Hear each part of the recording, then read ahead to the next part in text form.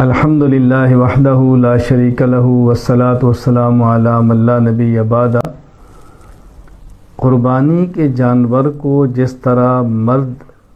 ذبح کر سکتا ہے عورت بھی کر سکتی ہے۔ صرف کر سکنا ہی نہیں بلکہ جس کی قربانی ہے اگر وہ خود اپنی قربانی ذبح کرے تو یہ افضل، بہتر اور مستحب ہے، خواہ وہ مرد ہو خواہ وہ عورت ہو۔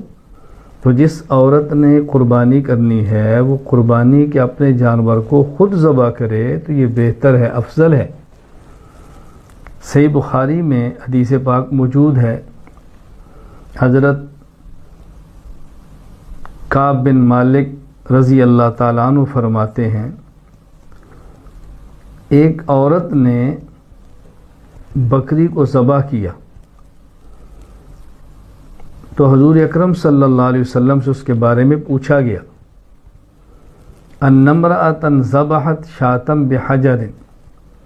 فسئل النبی صلی اللہ علیہ وسلم عن ذلک فامر باکلھا، تو آپ نے حکم دیا کہ اس کو کھا لیا جائے، آپ نے اجازت دی کہ اس کو کھا لو۔ تو رسول اکرم صلی اللہ علیہ وسلم اس صحابیہ جانور کو ذبح کرتی ہے، رسول اکرم صلی اللہ علیہ وسلم اس کو کھانے کی اجازت دیتے